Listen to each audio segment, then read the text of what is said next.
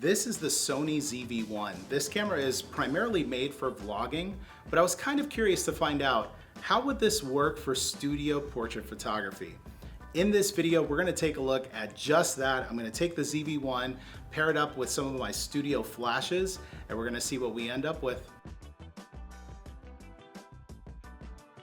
Welcome back to Alpha Universe. My name is Miguel Quiles. I'm a Sony Artisan of Imagery, and I'm here in the studio today with the ZV-1.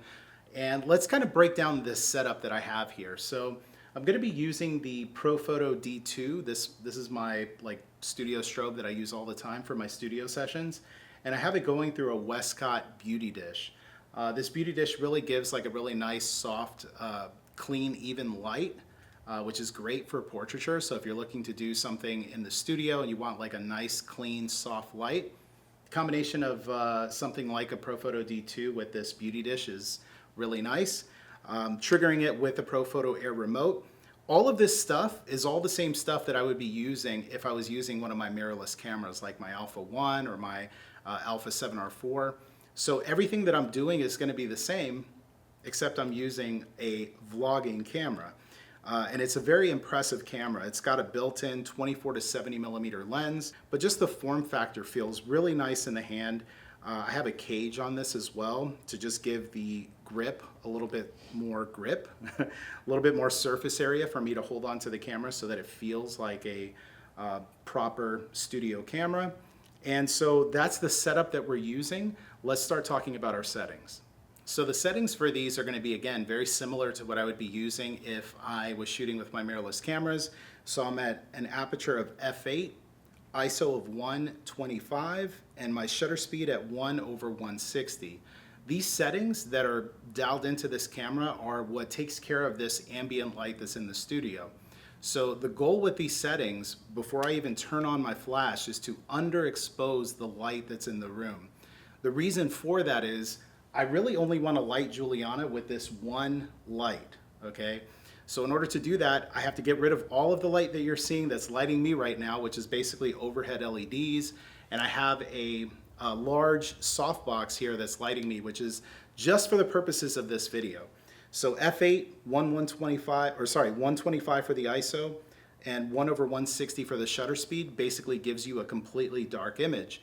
And then we could turn on our Profoto D2, our studio strobe, and now that's the only light that's going to be lighting Juliana from here on out. If I need to adjust the settings, I basically can just raise the level of the power on the flash, or I can bring it in closer or farther away.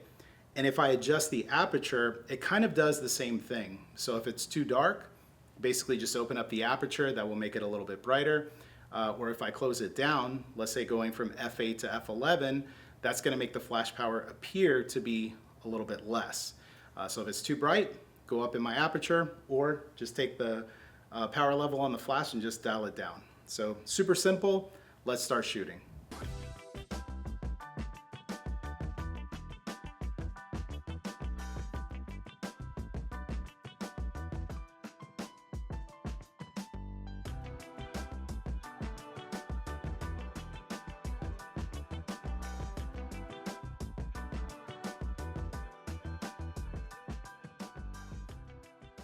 So I'm really loving how the light looks in these shots, but there's something to it. It's a little bit kind of boring to me in the sense that there's no movement in the shot. So we're gonna fix that.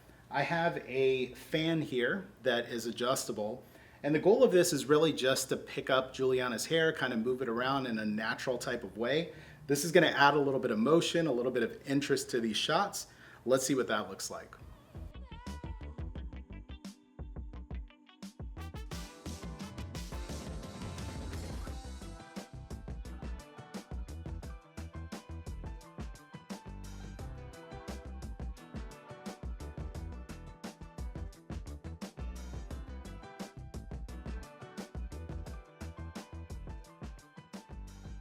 All right, so there you have it. That's how we take these shots using the ZV-1.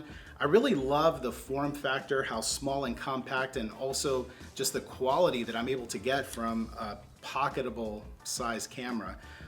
If you've ever wondered if this would be a good camera to use for studio portrait photography, I could tell you, having used it not just today, but many, many times over, it is a great, great camera, great choice. at a really good price. So if you have any questions about the experience of shooting with a camera like this, leave it in the comment section and I'll make sure that I answer it as best I can.